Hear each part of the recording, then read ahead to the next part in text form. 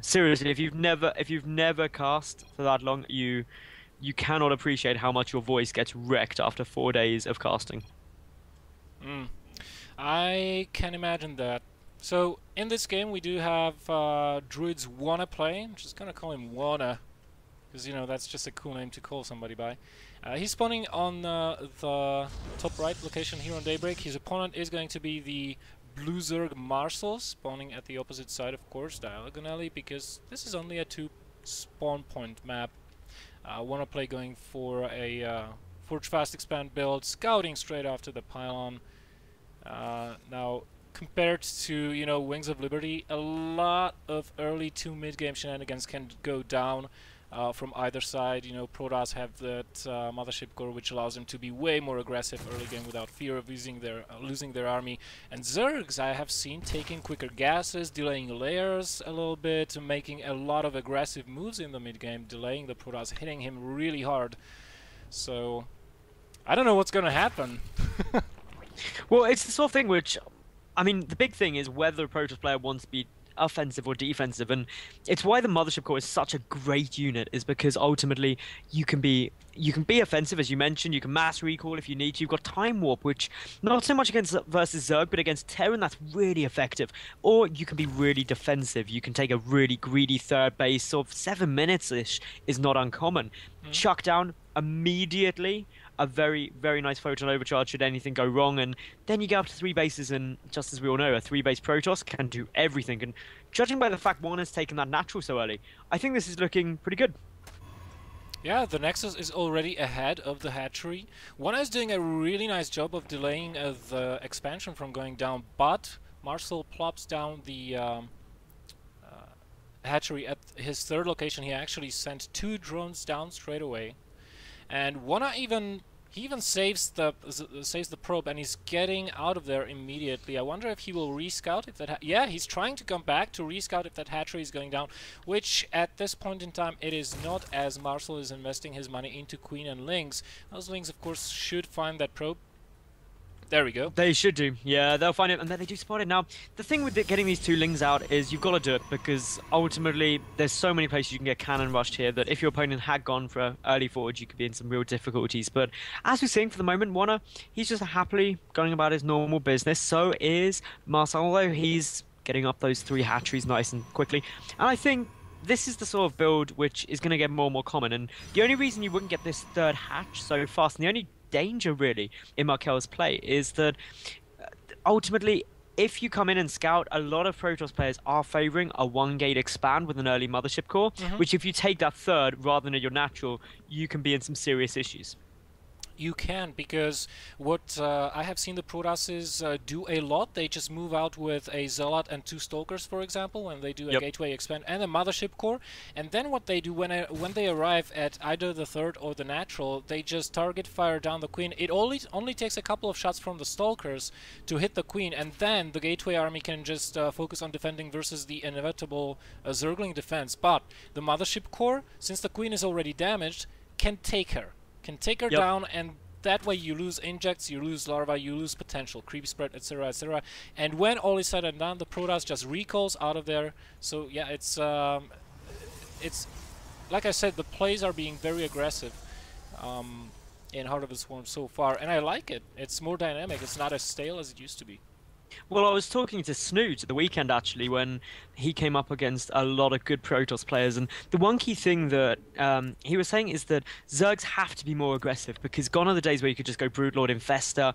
It's just not effective anymore. If you allow a Protoss player to really macro up, it can become hugely problematic. So instead, what they're favouring is going for some kind of either big 2 base play, or alternatively, go for a nice 3-base timing. Mutas can be effective. There's also a lot of plays with Swarm hosts that are very, very good against Protoss. So hopefully we'll be seeing the Zerg player utilize some of those in this match. Hopefully we will. The Protoss player, meanwhile, did a very good job of finding this one probe out on the map that was just hidden in the smoke, of all things. Joke, joke. To lay down a proxy pylon, because WonnaPlay is going for a very standard +1 4-gate pressure, building the Mothership Core as the last unit. So he needed that proxy pylon kind of. He just now chased the Zergling away with his gateway army, but the Zerg knows something is up. Speed is started. Roach Warren is nearing completion as well, and it looks like it is going to be a little bit close, but it looks like without that proxy pylon the attack will be delayed, if it will happen at all, and Marcel is going to be just fine. Yeah, Marcel should be fine, but there goes down another closer proxy pylon. And even though these units are coming out, it's an incredibly difficult push to hold off, because with the Mothership Core, just as we mentioned previously, you can mass recall if required. I'm expecting to see quite a few Stalkers, actually. The first warp-in should be of Zealots, and then all subsequent warp-ins purely of Stalkers. And this is all reward, no risk strategy from Protoss, because should it all go completely wrong, you just mass recall out. And the only way it can go completely wrong is if you get surrounded by speedlings. Or if you don't bring your Mothership Core with you, which is what's happening right now. Yeah, you definitely want to bring that. That's quite essential, because otherwise, oh my goodness, this can happen. So many Lings and Roaches, and Marcel's just not going to believe his luck. Well, he is not, but WonnaPlay is doing a really good job of trying to target down as many Roaches as possible before he retreats. And I would be really surprised if he continues this attack. Well, he is warping in sentries, so he is trying to go for it. He's building a robo facility behind this. The Mothership Core just now reached 100 energy, so he's bringing that over as well for a potential recall.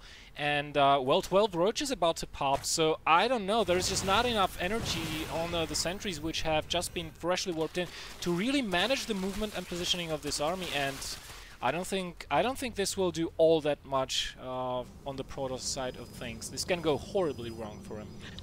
It can go horribly wrong, but there is now enough energy for that recall, which is oh so important. Yeah. He's also ahead by 8 probes, and that's what he's really forced, is the Zerg player feels this pressure, feels a requirement to get out a lot of Lings and a lot of Roaches, and as long as Druids Wanna doesn't lose too much stuff, he's going to be absolutely fine, because he can mass recall, defend it, and ultimately have an economical advantage. Mm-hmm. Behind this, he's getting his Robo Bay as well. The Zerg, on the other hand, has his lair finished, is getting Glowery Constitution, is getting +1 range attacks. Wouldn't be surprised if he transitions into a Hydras off the back of this once he defends, but first he has to defend, of course.